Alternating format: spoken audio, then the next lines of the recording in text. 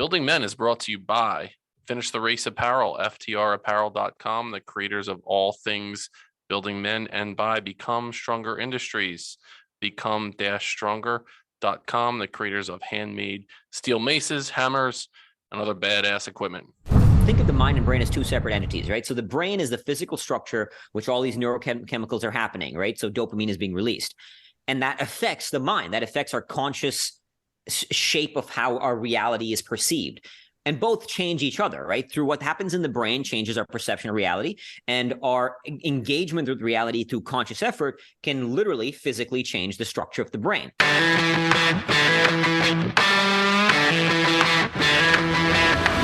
You're listening to the Building Men podcast with Dennis and Anthony Maralda, brothers on a mission to help you become the strongest version of yourself, mentally, spiritually, emotionally, and physically. Hello and welcome back to the Maralda Minute, brought to you by Corona Premier. Today I'm going to be talking to you about breath work, specifically box breathing. Now what box breathing is you inhale through your nose for 4 seconds, hold 4 seconds, exhale through your mouth 4 seconds, and hold 4 seconds. You can do this for 5, 10 rounds, do it for 5 minutes, 10 minutes. Any chance you get to take time out of your day and intentionally breathe is going to get you out of that busy mind of yours and more into your body. Specifically, this is going to help you cope with panic, feelings of overwhelm. This will help you sleep at night, calm you down. Again, get you out of that mindset of your mind racing and your thoughts coming in, and allow you to refocus into your body more. It's going to help you control hyperventilation. You can instruct your lungs to breathe more rhythmically when you do this intentionally. It's going to help you refocus when you're having a busy or stressful day. So take a little bit of time, focus on your breath, make it intentional, try box breathing. Let me know how it goes. What is up, everyone? Welcome back to the Building Men podcast. As always, I am your host, Dennis Maralda, and I am joined by a pair of unbelievable human beings today. And both previous guests on the Building Men podcast, guys who I hold in very high esteem, guys who I've been now friendly with, where we'll text back and forth, sometimes a little bit too much, self-admittedly, but both guys have had an enormous impact on my life, have been great guests on the podcast. The first is a repeat guest from episode 116 on February 1st. He is the creator of Fearvana. The episode was called Eye of the Storm. Akshay Nanavati, what is up, man? What up, brother? Thanks for having me back on, man. Pleasure so to be good here. To see you. Yeah, the last time you were on, you had your fingers were all jacked up with the gauze. You had just gotten gone. Back. Yeah, now you're like, so when you show people that, like, it looks like you're flipping the bird when you're showing people the. I have the other frostbite finger, which is actually flipping the bird. And then there's this one, which is gone. It's gone. Dude, so is there the thing that happens where people say, like, when they lose a limb, they could still feel the sensation of the limb being there? Is it the same thing with your nub? Good question. I get this a lot, the phantom limb thing. Yeah. I think this, because it's such a tiny bit of the finger gone, I don't think I've experienced phantom limb, but it does feel weird because, like, when this pulled off, the bone came with it. It was gnarly looking. I literally stopped the doc mid-surgery and I was like, dude, hold up. I got to get a picture of this. This is awesome. It's so savage. But now, so it like feels weird. It's like soft and tender still. It's not fully healed. Like the other day I was out in like 50 degrees in Arizona and this other frostbite finger got purple.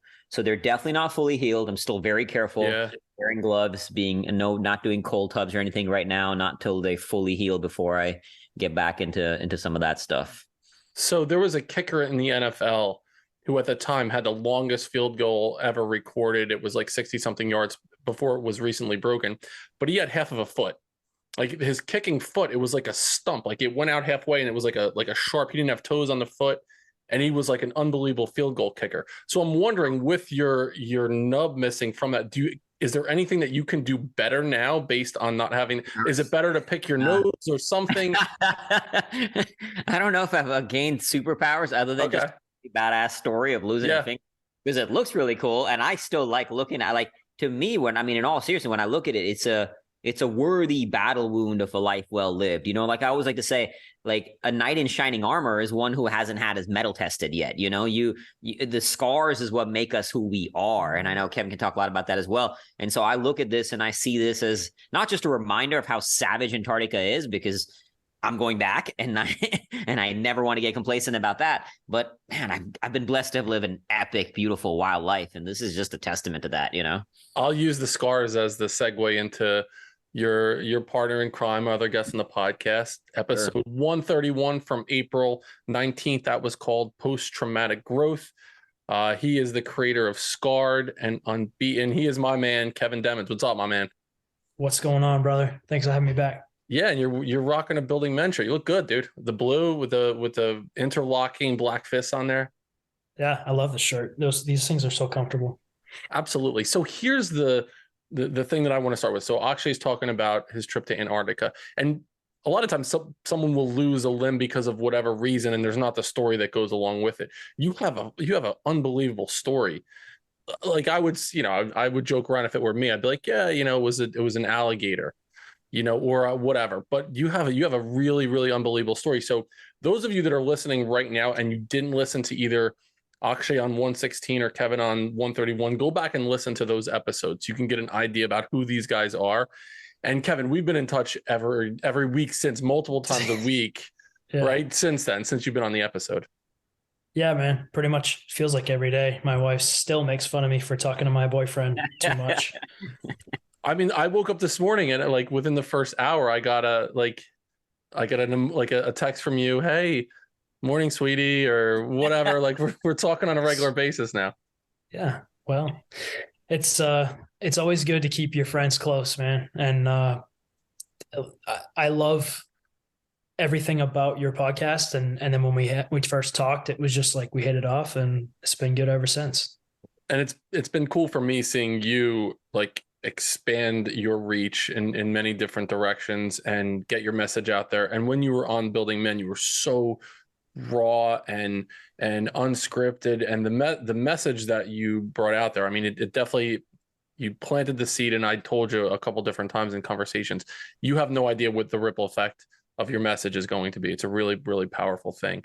I would love to know how the two of you connected. I mean, tell me a little bit about how that happened. Akshay, do you remember the first time that you met Kevin? Kevin reached out to me on Instagram after hearing me on a podcast. I can't remember which one. Kevin, why don't you jump in and share how that happened? It was on Mic Drop. And I heard you on Mic Drop, and is it Mike Rutland? Is that Mike Rutland. His name? Mike Rutland. I apologize. He has a great podcast.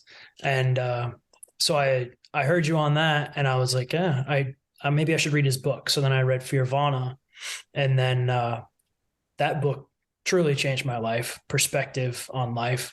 And I decided I needed to at least give you a little hat tip, like just type you a message, and just say, hey man, I told you how much I love the book, told what it meant to me, what I was doing with it now. And you immediately hit me back with a message. Actually, it was with a video, and we became just friends. We kind of bonded over the fact that we were both military, things like that. And then from there, we just kept talking. And then eventually I took the leap, and I was like, you know what? I want to hire you as my coach. So then Akshay became my coach, and we worked together that way. And then time went on again. And one day he just messaged me and said, what do you think about becoming part of Team Fearvana? And I didn't know what to say besides thank you and yes. And it's been, here we are now. Actually, how many crazy fans are reaching out to you trying to get into your world right now? Is that on a regular basis? Do you get that? I mean, I'm very honored when people reach out, and and the interesting thing about that is, like, when people reach out to me, more often than not, they're sharing their darkest stuff. It's the nature of why people reach out. When they read Fearvana, it's like the essence of it is turning your suffering and your pain and your fears into bliss, right? So they're sharing their darkness. There was a time where it was affecting me, because I care about people. So I feel bad. Like, I remember one woman particularly hit me hard. She reached out to me sharing all this shit she had been through, like horrific shit, right? Like been raped. She was being abused of alcoholic husband, just all kinds of shit. And she said, you don't have to reply to me. I know you're busy, but I just have no one to share it. No one to talk to, no one to share. And that was like, it was just devastating to me to feel the isolation that a person can feel with that much pain and suffering being her entire reality, right? And so it would get to me at first because I'd get it. It would hurt me. And I was like, I love it that people are reaching out to me and I'm happy to be that space. Of course, I did reply to her and to be that space, but I got to create some emotional distance so I can do the work. Because if I get my own pain cave about, I can't do anything to help others, right? So I'm very blessed that people feel comfortable enough to reach out to me. And every once in a while, it goes a little deeper than a handful of conversations with Kevin. It did, and like he said, he took one step and still one step and kept reaching out to me. And why I brought him on, is because it's one thing to read a few books and have knowledge on mastery over mind, body, spirit, like on growth. Not that that's bad, but it's another thing to live it, to embody it, to have the wisdom. Kevin, as you know, has gone through hard shit in life, like a lot of hard shit, and he's transcended it. That's given him wisdom, not just knowledge, And with that, and not only that, he still pushes the edge, because that's another thing. It's not about just resting on your past laurels. Like, I've done a lot of wild shit in my life. Like, I could look at my life now and be like, sweet, I've accomplished a lot. I'm good. But it's not about that, right? Are you still pushing the edge? And Kevin lived Fearvana. He didn't just talk about it, he lived it. And that's why it brought to the point where we are now. And I'm could not be more grateful for it and the impact we can have on others as well. Yeah, I know for me, reading the book and then listening to the audiobook at least 3 times. And every time I listen to it, I pull something else out. I have this little tiny journal that I keep with me. It's like a tiny one, and I have them in all different colors. And as I'm listening, I just jot things down. And there's been so many times, like I have a Fearvana journal like that there's just something comes out every time that I listen to it. But one thing I have to bust your balls on, you probably have heard this before. His name is Stephen Curry, not Stephen Curry. You talk about do I say Stephen? You say Stephen Curry. He's number 30 on the Golden State Warriors, one of the greatest shooters of all time. You're calling him Stephen Curry. I'm ridiculous. My bad. So I was like, I was talking to my son about that. He's a huge basketball fan. I'm like, he's like, if you talk to Akshay again, you gotta bring up the fact that he's saying Stephen, not Stephen Curry. I'm like, I will. All right, thanks. I'll remember this next time. So Kev, like with Akshay's comment, basically and the thing that I've noticed about you too is, one, you're willing to say, here's what I know, here's what I don't know, and here's something that I need assistance with or need help with. Like you're constantly, Akshay says, pushing the edge or pushing the edges. I have seen that like firsthand with you. You're like, hey, I want to be able to do this. Do you have any advice for me? A lot of people have an ego to the point where they're not willing to say, I need help in this area, or I'm struggling in this area. Even I think I was the first podcast you were ever on. You're like, I've never done this before. I'm like, well, fucking let's roll up our sleeves and do it. And you'll get, you'll be great at it. Now it's like, it's becoming part of your routine. Have you always had that? Or is that something that has come with understanding what's going on with Fearvana and leaning into those things that are more uncomfortable for you? I think I didn't always have it. I mean, I feel like I developed that mindset through the fact that I didn't have a choice. I didn't have a mentor or a leader in my life that I could look to and say, this is how I do this. So I constantly had to look elsewhere to find that mentorship, to find the answers to those questions.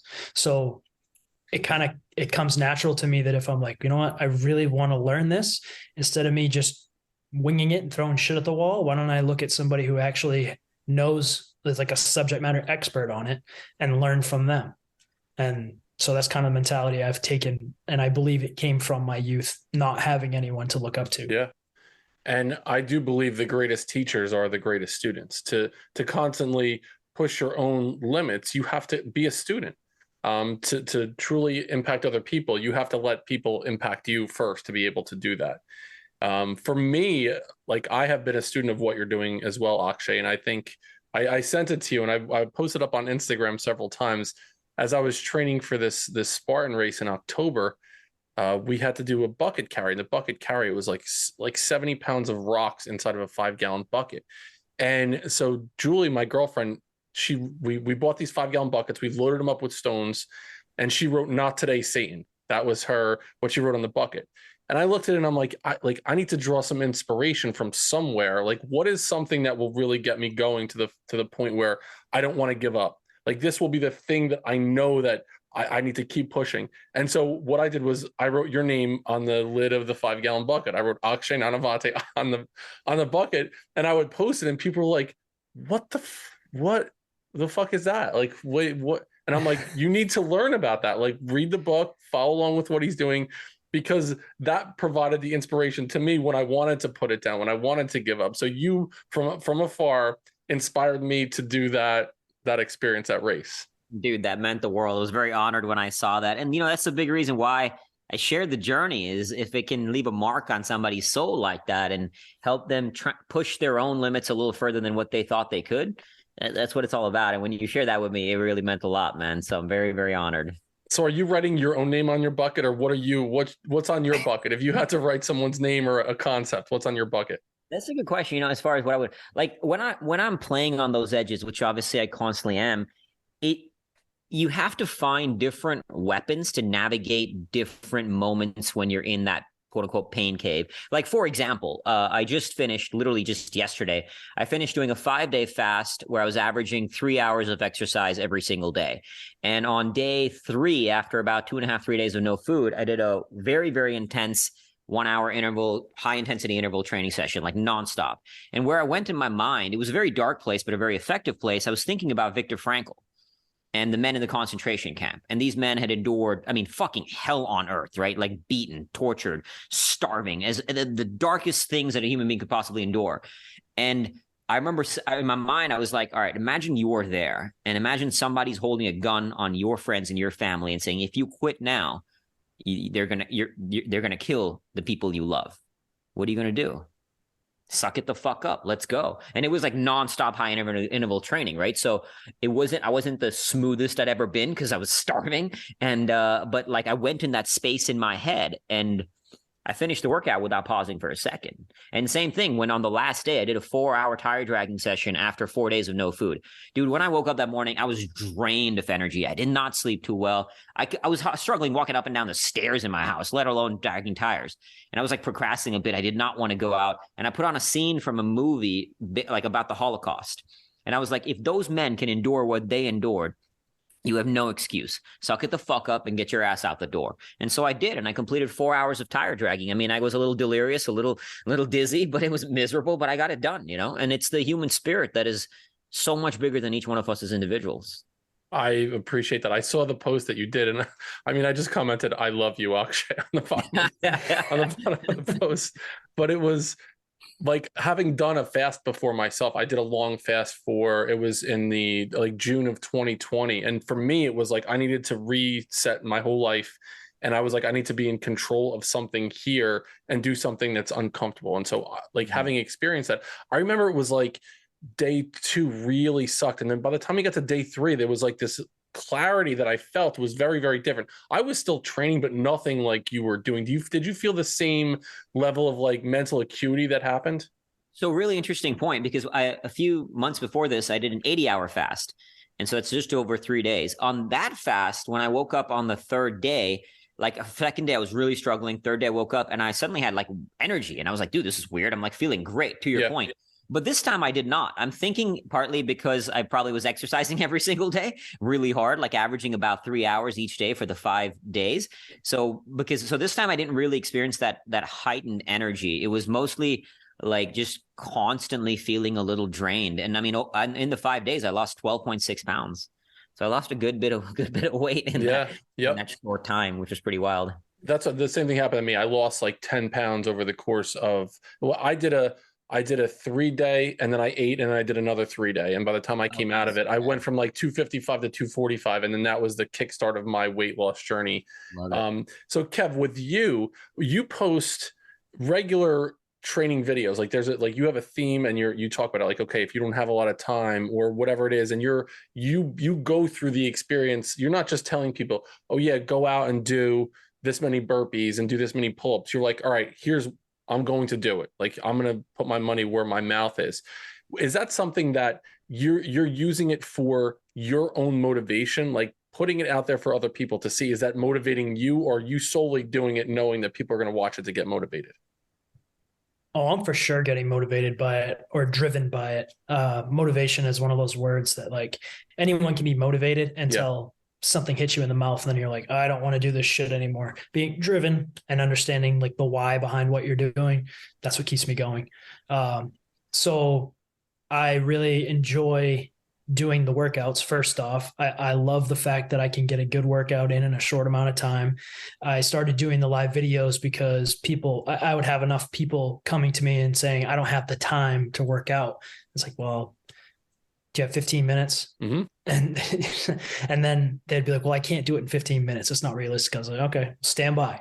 I'm going live tomorrow. And that's what kicked it off. And then from there, I had enough people wanting to do it. So I just kept doing more of them. And it absolutely holds me accountable because, I mean, sure, there's days where I'm like, I really don't want to do this live workout. I'd rather just go for a quick run or something like that. And it's not as much fun if you're just running on live. So, right. So it keeps me accountable. It's like, it doesn't matter what you want to do. It matters what's necessary to get the job done. So on your lid of your bucket, what's written there? Is it a phrase? Is it a person? Is it a concept? It would be Jocko's discipline equals freedom is a great quote or great phrase that I live by for sure. I would say Akshay, but he never wrote my name. So no. Right. And he didn't answer my question either. He didn't answer it. He didn't tell me what's on the bucket. Victor Frankl. All right. Victor Frankl. Okay. Gotcha. So A Man's Search for Meaning is just another book that I've listened to more than one time. They're just those books where when you recognize, not that everyone, what they're going through isn't an important, impactful thing. It's like, you know what? Like we are so much more capable as human beings than we're giving ourselves credit for. It's like the David Goggins thing. Like we're only, even when we feel like we're at our physical capacity, we're only giving about 40%. Mm-hmm. And I would say, I wouldn't say it's the same for the two of you. Like, I feel like you are absolutely pushing your limits, each of you. And one thing that we've talked about too is, well, one, I want to first close the loop on the Jocko thing. I love when he talks about the idea of good. And basically it's like when shit goes wrong in your life, instead of being like, oh, fuck, like I lost my job, like, good, I lost my job, I'm gonna get another fucking job.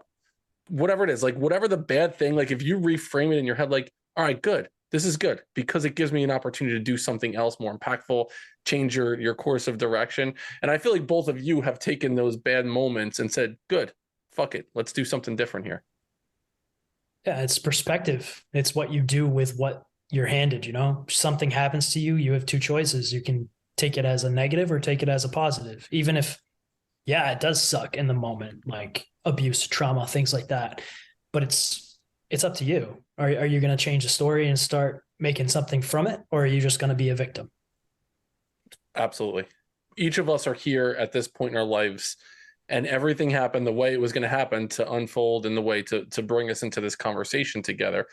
It's at those times we don't recognize that things are happening, and they're happening to get us to where we need to be. They might seem like a bit of a pitfall or a downfall in those moments, but if we look at those difficult things that come up and say, all right, good, because this is going to lead to something even better in the future. The one thing, when I bring up this next topic, I can't find a good in this situation and what I'm about to talk about. And you guys spent some time, Akshay, definitely, I mean, in Antarctica, and then you guys sent me a video, like you're out on a mountain, like Iceland or Greenland or something. There's a volcano nearby, right?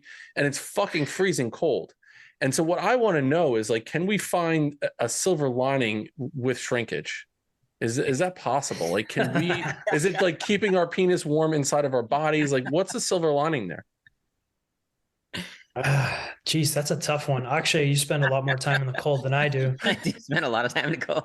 Yeah, I don't know if there's a good one there. It might be Victor Frankl would be stumped now. Yeah, this is a real conversation about something that matters. Like we don't talk about this enough.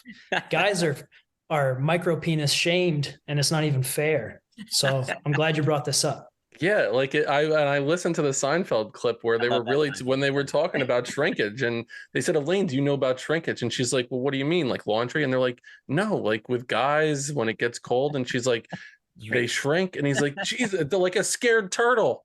You know, we need to talk about it. So I want to talk about it with you guys. Like so here's the other thing. All right. So actually you got to take a leak. Like, what's the process there? I know for me, so like say it's cold out and I'm outside, I got to take a leak. As soon as you touch your dick with your fingers, like one, it's so just uncomfortable to get to that point. And then as soon as you do, it's like, it shrivels up. It like, I know for me, it's like, I have to like reach inside of my body cavity to pull it out to be able to take a piss. Well, the little things are very, very hard to do in Antarctica. When you're outside, back to the wind, that's a given because it's the wind that's savage. But even like getting to it with gloves is literally something I practice at home right now. I put on my gloves and practice peeing with it sounds weird, but it's because in Antarctica, everything is a challenge. And then at night, you're peeing in a pee bottle. So you pee in a pee bottle and then you put it in your sleeping bag because now that warm pee heats up your sleeping bag. So because I remember the first time I went winter camping many years ago, I was like, I don't want to pee in a pee bottle and put it in my bag. This is weird. I'm just going to pee outside. But after you have to crawl out of your sleeping bag and go outside in the cold, you're like, fuck that. I'll pee in a pee bottle. So that's how you do it. That's how you do it at night. And I've mastered the technique. I can do it very effectively without any spillage. I think I've got an answer to this. What if you took one of those hand warmers and did a preemptive strike and put that fucker in your pants like 5 minutes prior to needing to piss? And then, your little member will be like, it's safe. It's okay. It's not freezing cold. And at least you can, grab it, get a hold of it. It's like drawing the snake out of the cave. Right. Yeah. So the hand warmer is the mouse at the entrance. I gotcha. That's interesting. Okay, so that could be what we're going to go with there. And so I'm also thinking, again, like practically speaking, right? There's been times that I am on the drive home from somewhere and I don't want to stop, and you got the Gatorade bottle in the car, and I'm like, I can do this. I have successfully taken a leak in a 32-ounce Gatorade bottle as I'm driving. I don't recommend that people do this. It's not safe. It's probably breaking a law or two. But what I would do is I would like the lid, the like as you're drinking, it's big enough, like a soft penis, the head can fit inside of that. For me, at least, it can. It's not like a Coke bottle, right? So I could like put my dick inside of it and pee and fill it up to where it's like almost full, and then I have to clench up and stop. And it's a good like Kegel exercise for men. We'll talk about Kegels in the future or something, but that's how I would do it. For you, Akshay, like, is the pee bottle, like, do you insert your member inside of it to take a piss, or is it like you have to aim it to get in there? No, you go inside. You don't want any spillage in your fucking sleeping bag. Your sleeping bag is sacred, dude. That shit cannot get wet. That is the warmest time of the day is inside that sleeping bag. So I have a 48-ounce Nalgene, so it's a big one. And because if you have to pee multiple times at night, you do not want that. There's always that dreaded moment when you see it overflowing and you're like, fuck. Oh, no, right. Then your heart rate starts to rise a little bit too. All right. That line. Last question about this. I don't want to beat a dead scared turtle, but you have to like get up onto your knees to do it. Actually don't. I have mastered the art of doing it while laying down. When I was in Denali climbing, I was the only person in our group who could do it while laying down. It's a skill set, like anything that requires training. And again, you don't want to fuck it up. You do not want to mess that up. But I would piss all over myself. Right. Through some practice, I've managed to master the art of doing it while laying down. Wow. Kevin, can you do anything in your life as good as Akshay can pee laying down? Building men of character, integrity, strength, compassion, and empathy through coaching, mentoring, professional development, facilitation, and motivational speaking is our mission here at Building Men. To work with me, information is in the show notes on our website at buildingmen.io, or you can send me an email at buildingmencoach@gmail.com. We are here to help you become the strongest version of yourself mentally, spiritually, emotionally, and physically. Now, back to the show. I cannot.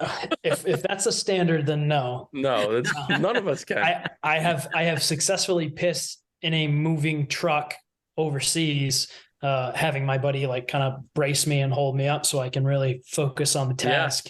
Yeah. I think I've pissed on a plane prior to jumping out of it. Never pissed laying down, nor would I try, because I just know that's a recipe for disaster. Right. Absolutely. I'm glad we talked about this. This is one of those things that I feel like, actually, you've been interviewed several times.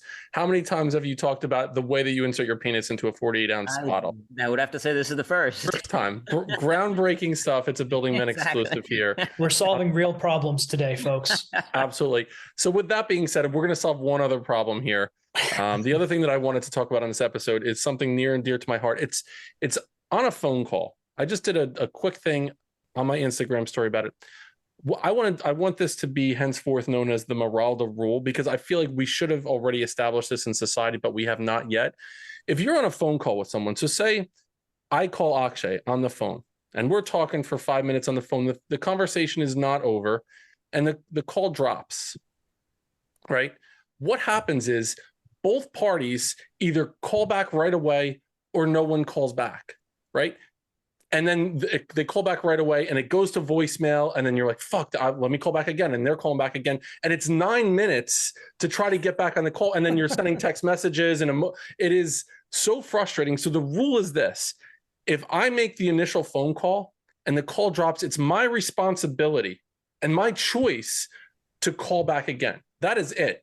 If you're on the receiving end of that phone call and the call drops, put the phone down. And if they want to continue the conversation, they will call you back. If they don't call you back, then the conversation is over. And let's just go on with this forever, because in that time that you save, you can do something great for the world. It will cut down on the amount of frustration. I just want to know what you both think about that. I think this is a Shark Tank idea. It's a solid rule. It's a problem we've clearly all dealt with. I've experienced it too. And to have that, to make a criteria, I love it. I love it, dude. Kevin, you think it's a Shark Tank? I wonder how I could monetize that with the sharks. I wonder what Mark Cuban would think about that. I don't know, but it's there. It's there. Like, there's something. I just needed to say it. No one has talked about it. So solving problems today on the episode. Absolutely. All right. So what I really wanted to get into, one of the things that it was important for me to talk about, the word dopamine came up before in our conversation. And here's what I wanted to talk about. So I'll start with you, Akshay. One thing that comes across clear in your book is like when something is in front of us, this challenge that's in front of us, like our mindset around reframing how we think about whatever this challenge is. And here's the thing that I recognized in doing that Spartan was the what you want is the process to be the dopamine hit, not the product of it, right? So the process of going through it. So it's not about like crossing the finish line. It's not about getting to the end. It's about the process of doing whatever it is. So love the fear, the pain, the suffering. And so the reason I thought about it, I listened to Andrew Huberman, and he was talking about the idea of dopamine. And he said, what happens is this, and I wanted to get your take on it. So what happens is this. So like, as you're going for whatever the thing is that you're going for, like you cross the finish line, you win the race, whatever it is, you get this dopamine spike, right? But what happens after that is it's gone. Like, your dopamine levels go below what your baseline was before. So you have to go, like, the next thing has to be a little bit higher for you to get the same dopamine hit. So like, if I run a mile and I'm successful, I'm like, I just did it. Like, I have a dopamine spike and then it goes down. Now I have to run a mile and a half to get the same hit. And all of a sudden now I'm running 100 miles across Europe. Right? Have you felt that? Have you felt that idea of like, you need that next thing that's going to ramp it up a little bit more to get that same level of dopamine? Definitely wanting to keep pushing the edge further and further and further, because part of it is, as you explore, every time you push a new edge, you're finding something else within your soul. Inevitably, you want to go deeper, right? Like, so last time I did 80-hour fast, this time I did a 5-day fast. I did a 50K run, then I'm going to go to 80 miles, then I'm going to go to a 24-hour run. So you want to push the edge, because that in and of itself is a beautiful process to discover new treasures, behind the dragon that you got to wrestle with. So I think in and of itself, it's a draw, but you want to also temper that, because if you push the edge too far, you will fall off. Like, a good example is the mountaineers who keep going harder and harder and harder till they die. And look, that's like, if you're not hurting somebody else, it's your call. Live your life, right, man? I got no qualms about how each person choose, and no judgments about it. But I think it requires a high degree of awareness to decide when you want to temper where that line is of how far you want to go. So, and that's simply a process of awareness. So like, one of my mantras now is stretch and reflect. Like, I used to be the kind of person I just jump from hard shit to hard shit to hard shit. Now I push the edge and then I come back and reflect on it. Right. And the reflecting could be anything: meditation, journaling, just thinking about it. Mm-hmm. All right, cool. Here's what I got from me. Here's where I want to play. Here's where I want to push next. Right. So stretch and then reflect, and you decide, and each person's got to make their call of how far they want to push that edge. But another way to also temper it is play on the other edge of the duality, meaning like, which is why, for example, I play on many different edges. Like, I'm doing the physical thing. I'm also doing things like 10 days in darkness. I'm doing fasting. I'm doing cold water dips. Like, I'm writing a book, building a business. All of these are different kinds of struggles, different kinds of edges. And I like to play on different ones because each one allows me to explore new avenues, right? And you're finding new growth through each one. So tempering the degree of how far you're going to push on each one just requires a healthy amount of awareness to decide where you want to go. And if you want to go, like, do it consciously, like, I mean, there's that documentary that just came out about the guy, the alpinist. He died at 25, this mountaineer. And I don't think he'd have any, I mean, he knew he was pushing the line so far. I hate to say, but it was almost inevitable. Right. He was going to die. I mean, I don't mean that in a bad way. It's unfortunate. It's really sad. He seemed like a great dude, but he was pushing the line so far. So I think just make those conscious choices, but do it with awareness as to where you want to go. And I think that's an important piece of it, the intentionality behind it. And then also the process, being process oriented rather than product oriented or goal oriented in those things. Because when you're 73 years old, you're likely not going to be able to do some of the things that you're doing right now. But if it's about whatever your physical limits are, like going to that limit, and maybe at that time, you're only able to run a marathon a day. Maybe you can't run 80 miles a day when you're 73 years old or whatever, but it's about the process. For you, Kevin, what is the thing in your life that you feel like is you're inspired to push that boundary or to go to the limit where you're really trying to figure out what am I potentially capable of? For me, it's grappling. It's jujitsu. It's fighting. That's my thing. I'm not a polar explorer. I hate the cold. I'm from Maine. Doesn't mean I like the cold. So for me, it's those things. It's testing myself to see how good Kevin can be, because I think one of the worst things somebody can do is jump into an arena and immediately compare themselves to the alpha in that arena, someone who's been doing it for 10, 20 years, and they did it for one day and they're like, well, I'm not as good as him. Well, no shit, you're not as good as him. He's got like 19 plus years on you, So yeah, for me, it's jiu-jitsu, it's fighting, it's the physical combat type stuff. I love it. And I love that answer. And I think it's comparing yourself to yourself yesterday rather than comparing to someone who they are today. Like for me, to compare myself to what Akshay is doing right now, that's not my world, but I can compare myself to something that I was doing or wasn't doing yesterday and getting that little bit better each and every day. The other thing was with Huberman that I was listening to, I'm just fascinated with this guy right now. Like he's this like macho looking dude. The beard's amazing. And he's so smart. And he's talking in the capacity of being a parent. And I'll throw this out to you guys to see what you think. And he was talking basically about like the reward system, like giving ourselves rewards.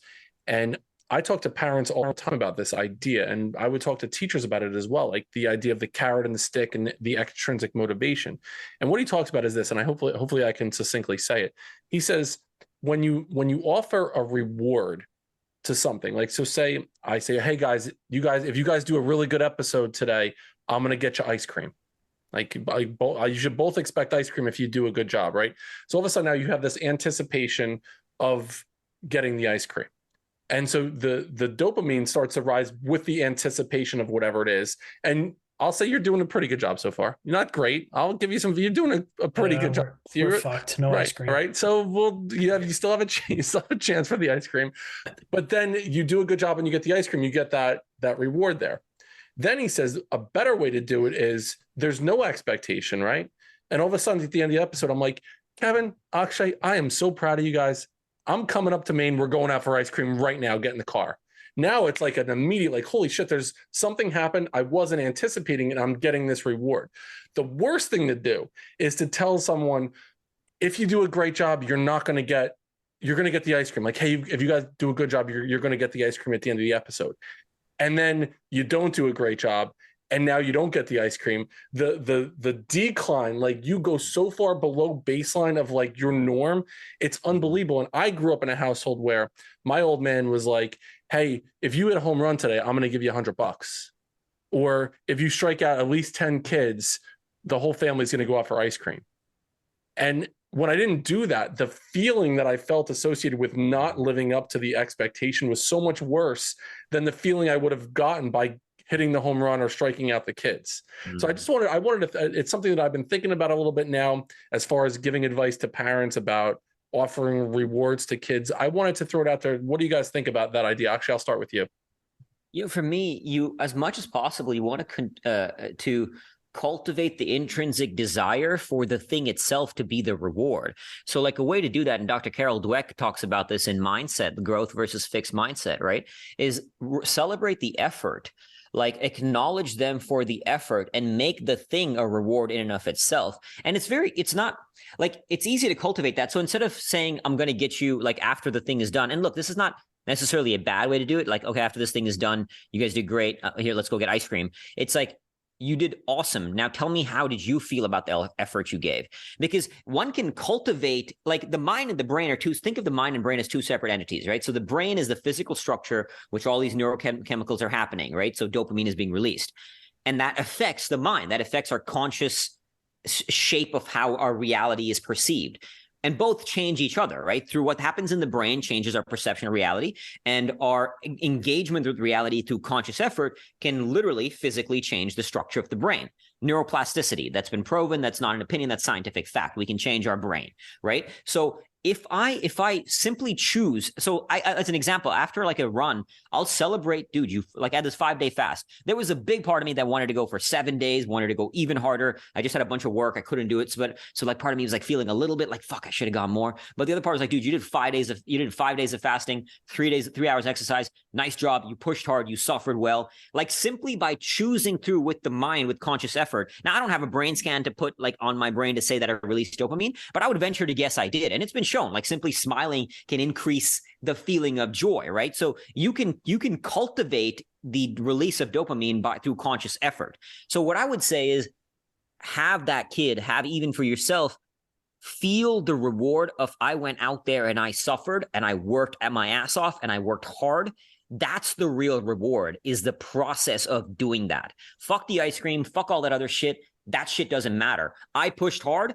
And that feels good to me. And when I build that's the essence. If you can fall into everything you're saying, if you fall in love with the process, I'll go back out there in the fight any day of the week. And the results are just purely a side effect of me loving the battle. The results will happen if you love the battle enough and if you stay in the fight.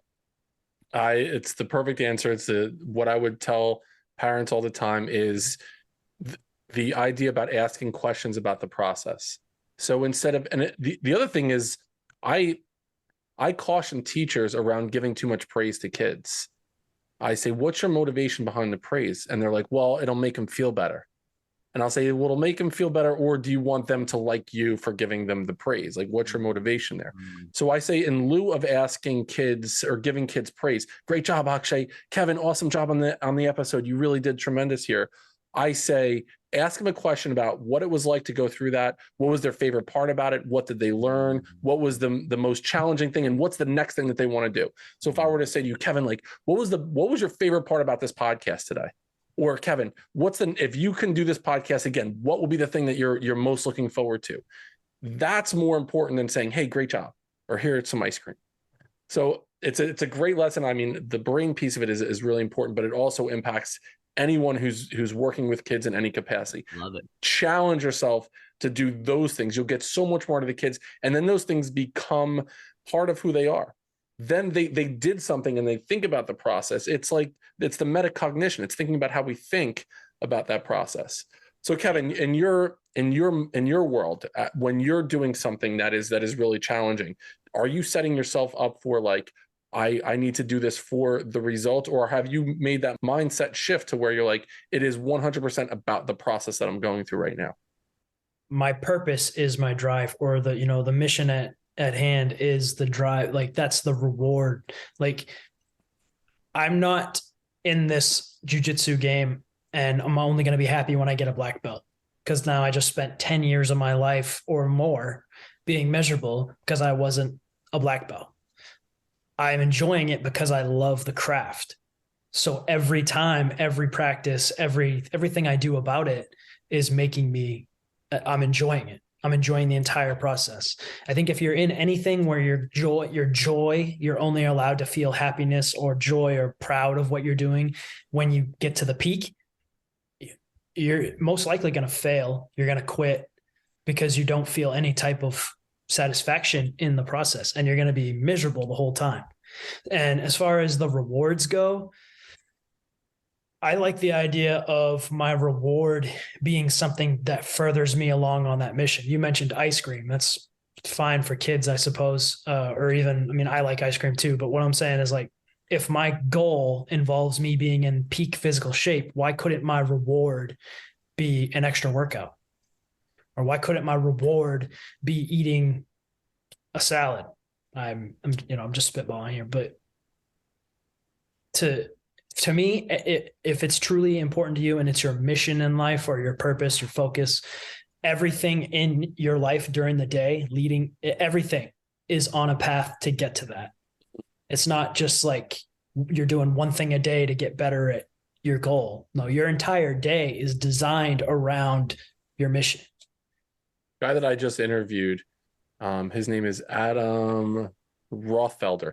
He is the creator of Strong Coffee, is the actual brand name. I just started drinking that shit. Did you? It's fucking phenomenal. Wait until you hear. It's wild. Like, his story is pretty cool, and he sounds like Steve-O. He's got the voice like this when he's talking, and it was just he's out there. But as he was talking, I mean, he went through just the science behind the coffee that he created. Really, really cool dude. But one thing that he talked about, and I would say that this is something that both of you guys have this idea. It's being violently disciplined. And he used that term, and I was like, that's a really cool way to think about. Like, he's like, you need to be so disciplined in what you're doing that it's almost like to that point of like, I will fucking kill for this. Like, that is like how disciplined I am. And you're two of the most disciplined human beings that I've met before. So I wanted to throw that idea out there to see what you thought about it. I love it. Like, I like the idea. I've even heard this term, violent consistency, and like getting into that savage mode is something I don't think we tap into enough. And I talk a lot about this. Like, the fundamental philosophy of me and Firvana is that inner peace, the path to inner peace, is the pursuit of a worthy inner war. I say words like war, battle all the time. And I've had a few people write me back like they don't resonate with that words, with these words, right? Like, why do you always have this context like everything's a battle or war? The fact of the matter is, because it fucking is. Like, we're always going through inner conflict. Whether or not you seek it, your mind is going through inner conflict. And that is across the board in the human condition, right? Across the board, we are going through inner conflict. So instead of like running away from that, instead of demonizing it, fucking embrace it. There is conflict. There is an inner war happening. Embrace the inner war and choose your own inner war, right? And it is savage. It is violent. To go to war with yourself is a fucking brutal process. It is hell. It is absolute darkness. But there is so much beauty in that. So you want to embrace that violence of it, the savagery of it, the complete. That's why they say the beast mode, because you do get into that beast mode, and it is a war. So just seek it, like absolutely own it. So I like that. I hadn't heard of the term violent discipline, but I've heard like violent consistency, and I fully resonate with all those concepts. Dude, you just had some strong coffee before that answer. You got into that, man. I get very yeah, that's I got to pull that clip for the beginning of the episode. I'm like ready to go like Rocky 3 right now. I can go on some rants and get very fired up on certain things. Kevin knows it well. So Kevin, working with Akshay, so working with Akshay now, like on a regular basis, do you see that fired up spirit if you're sending him a text message in the morning, or you're on a Zoom call about like business stuff? Does he get like that? Yeah, we both do. I mean, there's one thing I've noticed about us, and like he talked about it, we live this shit. Yeah. This is not just like you should start up early and if you believe it, you can achieve it bullshit. No, we have the values of Firvana. We live the idea of being violently disciplined. I fucking love that. It's on my wall now, by the way. And like he just talked about how, you get to choose your worthy struggle. And a lot of times people don't think about it like that. Like in life, being married is hard because things in marriage are hard, but being divorced is also hard. Being fat is fucking hard. It's hard to look at yourself in the mirror and hate what you see. It's also hard to be disciplined and eat the right food and work out and get up on time and to do all that shit. So no matter what you do in life, it's gonna be hard. It's just a question of what is your worthy struggle, right? What is worth it to you? Choose the hard. It's always hard. Absolutely. Unless you're in the tent in the middle of the night, it's not hard then. I'm right, Akshay. Antarctica is easy. I don't believe him. I'm going to go ahead and say it. I don't believe him. I was going the section one, the end when it's like it's choose your hard. It's probably not hard in the middle of the night when you're trying to pee in a thing. It's probably soft, is my guess. It's not hard at that point. That would be even harder to piss. Not so much. So I want to know what you guys are up to in Firvana right now. I want to know like what I've had you both on separately. This is awesome. I would do this fucking every month, get you guys together and just bullshit about a couple things. But I want to know like what's the next step for you guys? What's on the horizon? Akshay, start with you.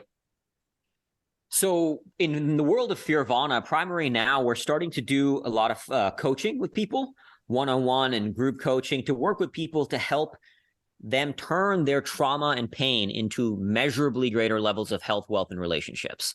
So everybody's going through some version of suffering, and navigating suffering is the single most important skill to master in life, because at the point of everything we're talking about, when you know how to embrace suffering and then ultimately embracing it, sort of step one, seeking it out as step two, because either way you're going to suffer, as Kevin just said, it is you, because what are we ultimately looking for in life, right? Like at the core of why we do everything we do, we're looking for happiness, fulfillment, joy, inner peace, whichever term you want to use. And the problem with our current paradigms around this is that if we, quote unquote, pursue happiness, right, then suffering is a barrier to that. Suffering is the impediment to happiness. But if you actually pursue the worthy struggle and embrace the struggle, suffering is not a barrier to what you seek. Suffering is part of the adventure. You know, as Kevin was talking about earlier about seeking a reward that is struggle, like even when I do this, I'll tell Kevin, like, only if I get XYZ done in the work, then I get to earn the right to go suffer. And like, I'll get to earn the right to go do a 5-day fast or run an ultramarathon. Like, those are my rewards, is I'll go do some insane shit as my reward for some other insane shit, you know? So, but the thing is, because I've developed a positive relationship with suffering. So what we help people do is whatever their own version is, like everybody's dealing with their own version of a polar storm in Antarctica. Whatever that version is, we help them take it, embrace it, and ultimately channel it to whatever their own worthy struggle is, so they can measurably being a very key word, is improve their health, their wealth, their relationships, and ultimately create a more blissful life. And I can also let Kevin elaborate on that. Yeah. So Akshay and I are always looking for another way that we can give back to the Firvana community, give back to anyone who wants to, who supports us, I should say. So we decided, you know, Akshay's seen his version of hell. I've seen my version of hell. We've gone through some shit. We understand what it means to be at the very bottom, to be an alcoholic, to think about killing yourself, all of these things, this real talk stuff. And so we know what it's like to be there. It's not like we just studied and read some books and got a degree. And I'm not saying there's anything wrong with that either. But what I'm saying is we lived it. And not only did we live it, now we know how to help other people become their best self after it. So that's what we were like, well, let's do some more coaching. Let's do some serious coaching where it's actually 2-on-1. So it's me and Akshay coaching the clients that we have. And we're talking everything from mind, body, and spirit, you know, the body, the fitness side of the house, you know, I'm designing workouts for them. Obviously Akshay is a master on fear, so he really hammers on that. And, you know, we're just really trying to cover whoever we're working with from A to Z to make sure that, like I talked about, when we talk about our day and how it's designed to reach a goal, we're there to help them through that. We're there to help them plan each day. Literally. That's why it's called Win the Day, Win Your Life coaching. Love that. We're actually training on trauma a little later today after this deep dive training on how we view trauma wrong collectively and what to do instead, which I'm really excited about. It's going to be intense. So you both had an opportunity to answer this question before. So I'll throw it out there. If there's a slightly different way to take it, what I like to do at the end of the episode is ask the guests, listen, somebody's listening to this episode right now. There's a lot of value that you've already provided to the audience, but something that is actionable immediately. So if I press pause on this episode and there's this one thing that I can do right now, that by doing this one thing, it could kickstart my life, my trajectory. I want to go in a different direction. So start with you, Kev. What's one thing I could do right now if I stop this episode? If you stop this episode right now, you could do a max set of push-ups. Awesome. Love it. And Akshay. to build off of what Kevin said, I would 100% agree that exercise is one of the best things you can do for mind, body, and spirit. Like one neuroscientist calls it miracle grow for the brain. So go out there and suffer. Like do something. If you're comfortable with 50 push-ups, do 100. If you're comfortable with 100 push-ups, do 200. Do something that's going to put you to war with yourself and have you want to quit. Because when you go into that moment, you will battle the inner dragon and you will find the new treasure within. So confidence is built by doing hard shit and then how you talk to yourself after you've done the hard shit. Both parts are important, not just one. Right. So I would say after this, go do some hard exercise where you will suffer and then acknowledge yourself for the effort you put in as you went through the suffering and as you move through it. So if you're listening right now, pause the episode and go do that. I'm going to do push-ups as soon as I'm done. I'll text you both when I'm done doing the push-ups. I'm going to do that right now. You've inspired me to do so. Go do something, push yourself, and then that conversation, like Akshay had mentioned, to check in, to reflect on it. The reflection piece is such a big piece of everything that we're doing. All right, guys, where do we find you? How do we get in touch with you? You can find us. Yeah, Kevin, go ahead. Go ahead, Kevin. You can find us on Instagram at Fearvana. On Facebook, we actually have the Fearvana community page. It's a private coaching group page, and anyone is welcome to join. All you have to do is search for it and request access. And we're on the socials. We have a membership program of coaching. That's where the trauma training is going to be today. It's called the Fear Chasers Alliance. If you want more information on that, just hit us up and we can definitely help you out with that. You can go to fearvana.com. There's a lot of different avenues to see Fearvana and to join the community. And your own Instagram, Kev, is Scarred and Unbeaten. Yep. Scarred and Unbeaten. Yep. Awesome. I'll put all that information in the show notes. The first person that texts the word or emails the word shrinkage to buildingmencoach@gmail.com will get a copy of Fearvana. I will send out a copy to the first person who emails the subject line shrinkage. I'm going to call this episode Navigating Suffering and Shrinkage with Kevin Demmons and Akshay Nanavati. Navigating Suffering and Shrinkage, right? That's pretty much what we talked about today. That's classic. For the Building Men audience, go one step further than you thought you could go. We'll see you next time on Building Men.